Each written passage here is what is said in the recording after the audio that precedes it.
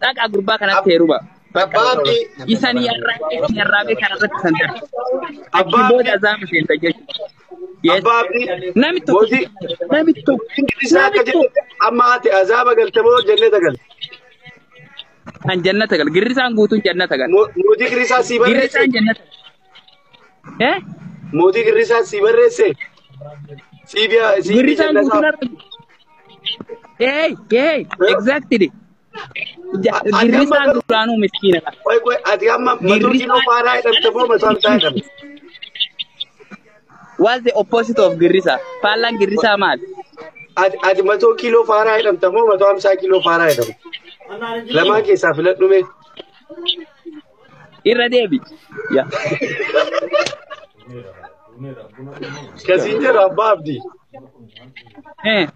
Ati qoy just fataana guutaa si jaalladhaa si kabajaa maana arrabsitaa? Ati sharmuuta takka jedhe. Takka jedhe. Takka jedhe. Lamaffaa nama yeroo jalqabaatiif afaan Oromoo dubbatee Oromoo tahee duniyaa irratti shamarran meeshaa isii arraabee kafarte keessaa isa tokko. Eshi qoy waan tokko siin jedha. Ati amma dhuguma bosona kana keessa jirta. Nama takkaa dubartii argee beekuun fakkaatu osoo argattee hin arraabdu. Ina doftu jedhanii hin fedhu Wiri. Ojaasha. Ina doftu jedhan. Allah ina doftu jedhan. Hin fedhu. Hadda. Hin fedhu. Ina doftu jedhanii. Wajji. Waan badduun taa'ee na gaafata taa'ee. Wajji.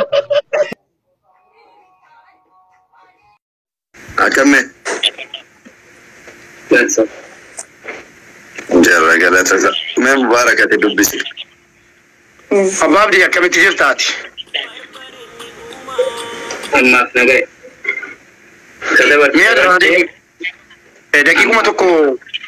Daqiiquma tokko waan sirrataa maaliif beektaa Abbaabdi namnis wal ildiimaa jira bakka argetti cubbutti namni maqaan isaa waamamu hin ta'u waan sirra ga'e waan bilbilaan naan jette uummataa ifa godhiiti. Namni bakka barbaade ta'e barbaadechuutus akkaataa isaa waan irraa beektuu jiraates waan dhokfattee jiraates uummatatti beeti. Akkasuma yaa maaliif beektaa namni hin beektaa. Inni akka barbaade fakkeenya barbaadetti gara barbaadetti kataara. Mana maamiti kun immoo abbaan dhimmaasii. Hundi keenya iyyuu warra nageenya kee barbaadudha. Hin beeknudha. Kanaan naati dubbadhu. Wanti jiru tokkoffaan wanti hojjeme kun waan namaan hojjetan. Nami kun nama anis beeku kaatis beeku dandeettii warsii himu. Ammoo tinuu qaamaan na biratti argamee gocha kan narra raawwate lammii biyya sanaati. Uummata afaan keenya kan hin beekne. Ummata gurraacha jechuudha. Armaan dura narra gaggeessu turanii ka guyyaa armaan dura ka guyyaa paarkii kee jiru milkoofnee fi kaardhaa kun ammoo tinuu mananna raawwatanii kun milkaa'ee fi jira jechuudha.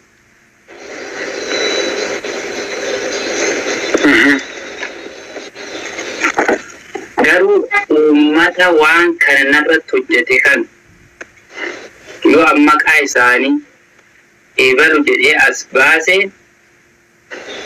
waan badduu dhalataa jedhee yaada.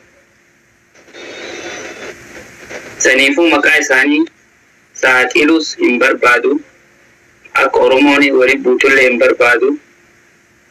Akka namni sun saaxilamee fuula dura kiyyaaf guyyaa lama keessatti akka duniyaa kanarra hin jiraanne hin beeku namsa maqaa isaa ho'a. Biyya tana keessa jiraachuu dhiisa. Kanaafuu maqaa isaa waamu. Biyya kana keessa jiraachuu dhiise siin jedhe. Biyya tokko keessa jedhamnatti warra biyya san jirutu waan kana sirra godhe jechuudhaan. Namni sun biyyuma san keessa jiru. Nama biraatiin hariiroo walitti kan qabaatu malee kan jiru anuma wajjin. nama biraa jechuun akkam cuusii isaa qoranneessa. Asbiratti rakkoon isaanii maali sirraati? Fakkeenyaaf namni tokko sababa jira bar sababa kanaan naxamaduu danda'an jettee yaaddu sababa fakkeenyaaf maali? Kan akkatti lubbuu kan kee guyyaa yoo dubbatte maqaa isaanii lubbuun kee guyyaa lama keessa kan badu maali rakkoon isaanii maal sirraa barbaadan?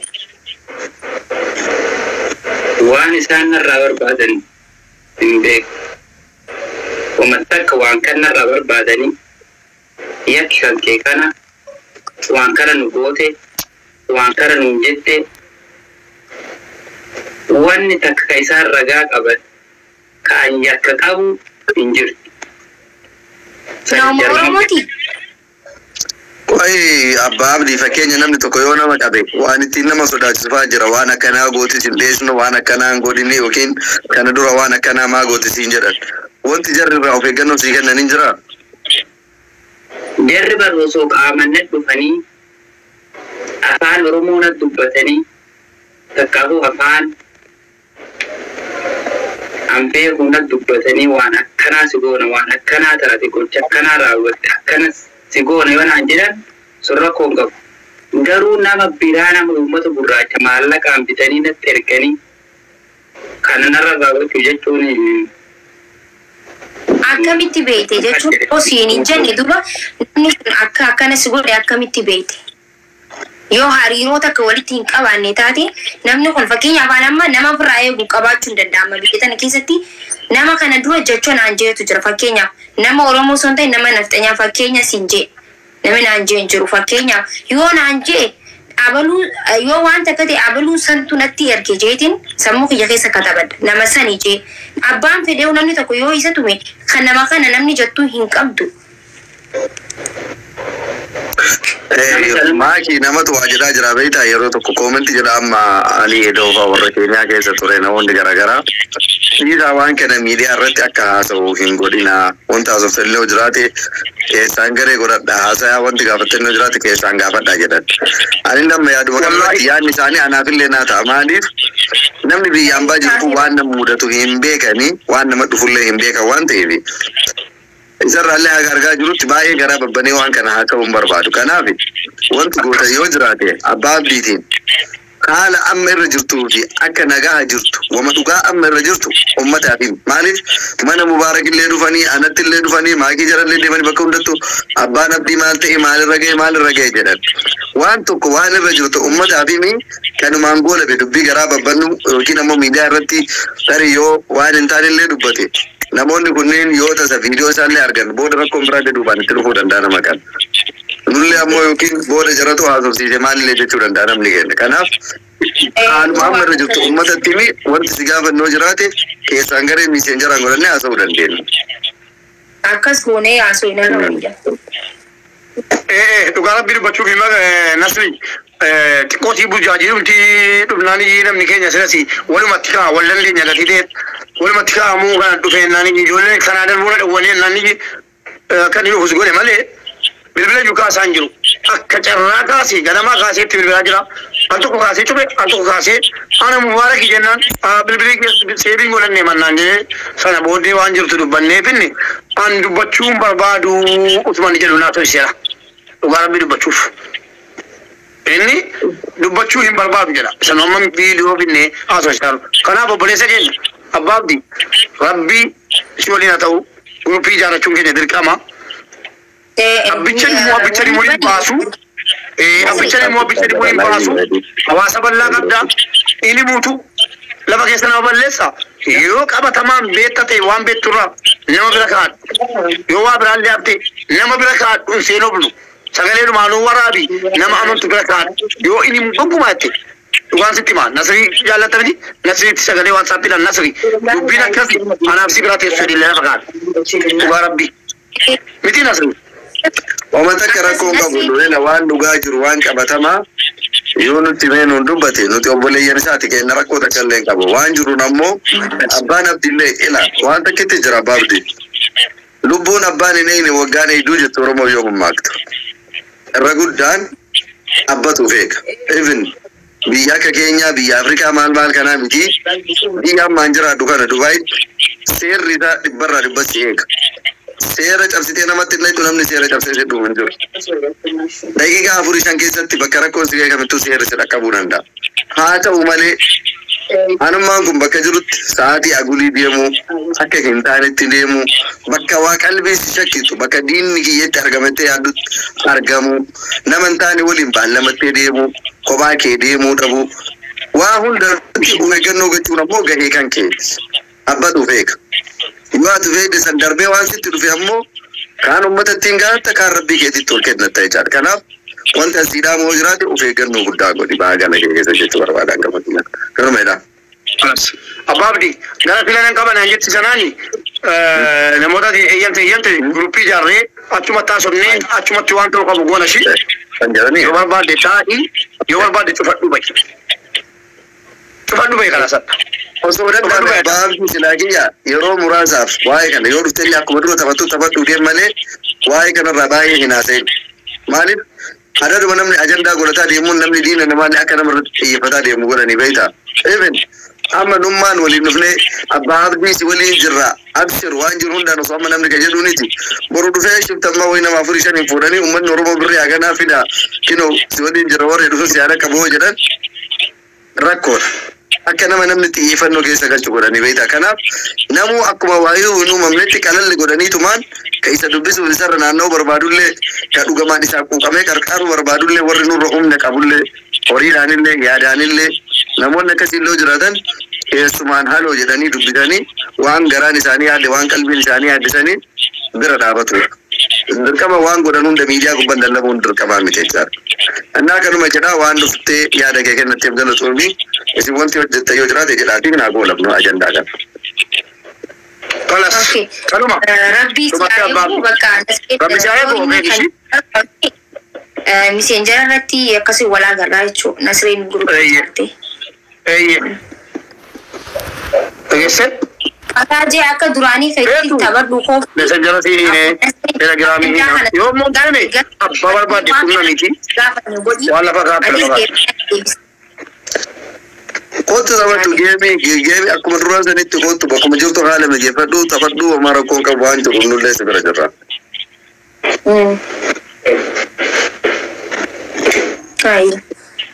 Ayyeetti nagaan bulee abbaa. Jechuudha. Okay. Masoona giseen TikTok irraan nu faada qaqqabsiisa akkasii.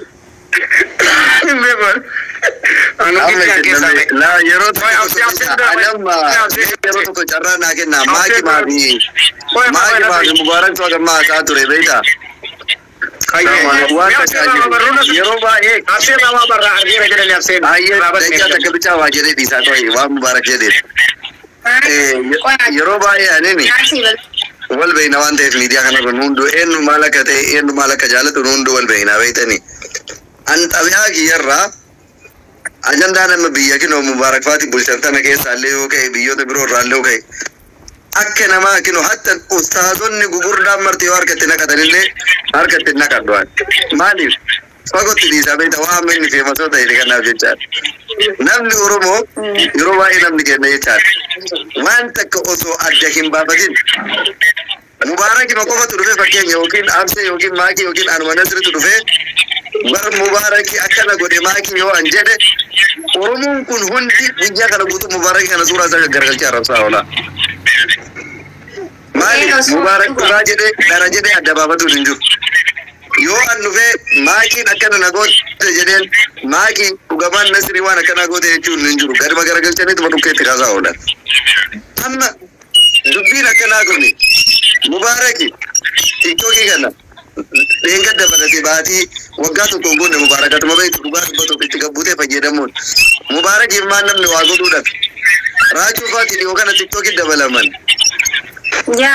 Maaliif namni waa godhuudhaaf beeku jalqaba irratti ijoollee Oromoo TikTokii kanarra baay'inaan turan keessa anaaf Maakii fa'aa warra jalqaba itti makamee ta'a. Mubaarak faatiin TikTokii Facebook keessa yeroo dheeraa turanii kan itti as dhufan TikTokii. Jara hoo namni waan irratti bitee waa godhuu dhabe. Oromoon ajandaatti xiqqii waan tuffatamtu akkanaa kana yaada dheedhii akkanaa kana qabatanii sooshaal miidiyaa kanarra dhufuun iyyuu yoo ajandaa san qabatanii ittiin beekamuu barbaadan malee waan ajandaa ta'uullee danda'u miti. Anillee ka Mubaarak jedhe mucaa yoo nama dalagatu taate nama maallaqa qabu yoo taate Kari agar nama TikTok kana dufe game taphatu kanallee namni tokko beeda haasida. TikTok kun birri akka qabu abbaan abdii kun nama 5,000 laala. TikTok maallaqa qaba. Dhaqaatiin maallaqa isaa kana kan namni giiftii kennuuf doolaara harkaa fudhata ilanii yoo namatti ergani. Warri gurraachi yookiin warri hattuu mul'illee dhaqee harkaa fudhatuu danda'a. Kaani namni waa'ee kanarraa dubbatu danda'u warra akka abseefaa warra biyya san jiraatu warra waa'ee biyya ofii beeku malee waa'ee Dubaay Mubaarak Kaayiroo ta'ee haasa'uu hin danda'u nutu beeka. Waa'ee Kaayiroo an Dubaay ta'ee dubbatuu hin danda'u. Kanaaf warra achi jiru carraa kenna isaaf immoo mucaan fidee haa dubbatu mucaan dhufee haa dubbatu waan dura ga'e. An kanuma jedha gama kiyyaa.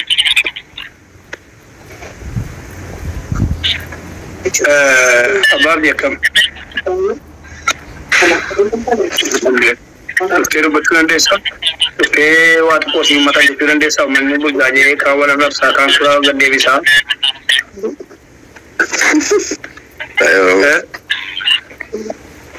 Gastii warra dhufuun dandeessu?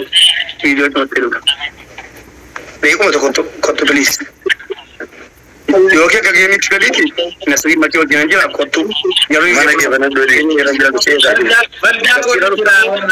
geemii nu seeti.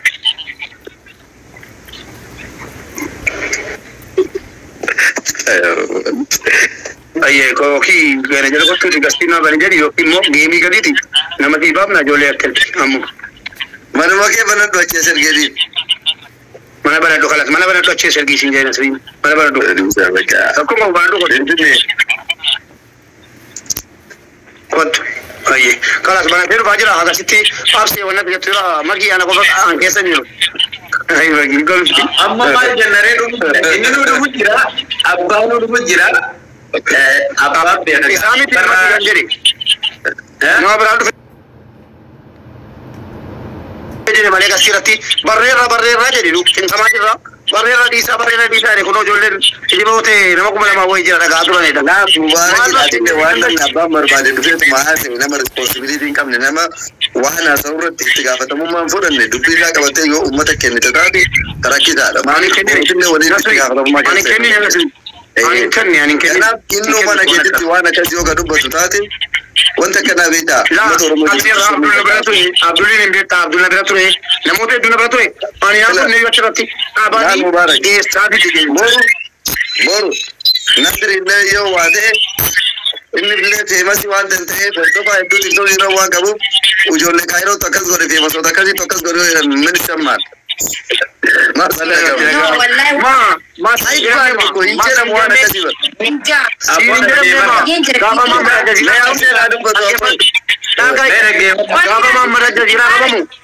Bilbilanii nasriini mamara jazira qabame qabsiisee naan callistee naan jedhan inshallah wala fannitii tanu nan laallatu dhimma kana jaratu wal hiriyaadha anaa miti kan itti siqu waliisisus kan wal baasu jara namni jedhu taat waa meeqa jedha mama angaruu akka jaree maatu jenneen Absee dubbisaanii.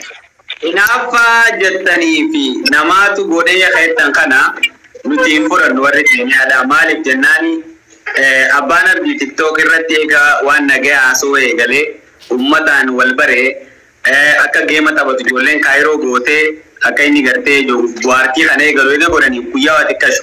Guyyaa xiqqoo kana keessatti wanni inni argatu maaleen inni argatullee maallaqa xiqqaa jeeti yaaduu maallaqa sanuu waan baafateen sawan akka kiyyatte jechuudha. So ijoollee Oromoodhaa ta'isa duras keessa jirtu ta bizinesi gurguddaa keessa jirtu jira. Sun doorsifamne warreen sooshaal miidiyaa irra hojjetan hedduutu jira. Ibsuu obsee jira. Hawaash miidiyaa jira. Miidiyaa gurguddaa warreen mana irraa ijaarratan amma waan nyaatan irraa eeguutti jiru. Ijoollee mana irraa ijaarrattee makiinaa bitattee makiinaa qaalii magaalaa kana keessa deemu jirtu jira. Ijoolleen tun hin doorsifamne. So abbaan abdii yoo dhugaadhaan namni doorsisaa jiraate innummaan dhufee haa himatu. Ani immoo akka nama tokkotti abbaatti namni yoo nama doorsise mootummaa biratti riippoortii godhanii namni dhuunfaa tokkos doorsise mootummaa dheeyteeti poolis isteeshina takkaa dheeytee yoo poolis isteeshinni sirraa fuudhuu hidan bikka biraa bikka itti riippoortii gootu jiraachi dheeytee riippoortii gootee hin jeen hin goonee naan jee taraa lamaa naan jee onni kun adda deebi'e. Duba erga taraa lama taate erga hin godhini nuyaas hin goonaan jeen amma nuyaas dheeyinee goonaa riippoortiin jeen allakki waan kana himachuu hin fedhuu naan jee. Waan kana dubbachuu hin fedhuu naan jee. Maali rakkoo sirra gaanii jira situmanii nan tumne nan tuyu. dubo malle ko sirra fudhatani qarshina irraa fudhatan impesa kaisa yookaan mobile bank itti qabeetan san keessa malle kana irraa fudhatanii humnaanii nanje so ega dubo malle ko guddaa yoo ta'e ijoolleen ni gargaara yoo gargaarsa banande jaanna dawwalanii ibsuullee hojii deemne akkasuma ijoollee biraatillee ijoollee gurguddoo hojii deemne gizee dheeynu wanni takka wanni gartee dilasmaraa ulfeessanii dubbatanis hin jirtu nagaan ta'anii barcaa godhu jiranii so irrabbashne nuti biraa deemne jechuudha kana wanni nuti agarre Alessa amma galgala ta haleedi si galgala alka police station ndake din kamnu ta ammati si mu jira amma galgala kan saati afurdura jechuudha Namal barbadare warri media kana ole. Polisi agarti Oromo gizita kabdu TikTok irratti. Wallahi Allah lami angaru mubarakille dagaw dure police station dake bucha kaanle wallahi makan mani makan isa Abdurrashid Muhammad Nunjani animo Abdurrashid Muhammad police station dura gudda hadin dake area nu tijira no jura police ni gudda nasra bani injiru nan jannan police station tanu dake injiru jani asgafa gzedeenu as jira nan jani nama wajin dake leda namni sulle ni jira as jira ni beta maka ya babdi tira jenin beqa photo itti agarsiis ne nan khana nun jani so ergas jira te duba mali fim basne mal ballese muta kun janna report isanu timani mal ratta kabame bikati debi jani debi mal jani timani wana sirratti asoinu miti dimmadum fati jechu wan dimmadum fati abab ditille hime rebuntana kale police station turte at police station turre nan jette mali fi wonno kunte nan alla wajja police station nan jette kala dinga kala nan jette yani le kasuma nan je sigala police station wakana irra deebine confirm godhuudhaaf saboo edaanaatu manaa baandee moo kan jiru ibsuun naannolee akkamitti ati kana itti gaafatte akkamitti achi ture inni turre maaliif jaa jennaan ani waan hin beeku dhimma tokko waan natti himaniif anillee laaffisee ilaalee police station illee deeyne lamada gaafanne illeedha namni edachi taraan ture sun ture nun jaanii abbichi isa qabe sun immoo maqaa naaf himanii jiranii yoo dubbiin tun dhugaan jabaatte Abba isa kabesan gaafachuu dandeenya poolisni sun ijoollee wanti garridha abba isa kabesan gaafachuu ni dandeenya jechuudha garuu kana hundarra inni ammanin seena jee mubarakitti wal dubbisanii jiraniimi haaseenee inni haa dubbatu abbarra qabee obudaa jaanii inni dubbatee inni haa dubbatu gaafii naan qabu Oromoo abbaabdii dhufee jira Abang di kejaran apa nama masalah lagi apa yang maki? Oromo gafas leban. Polisi kabe putih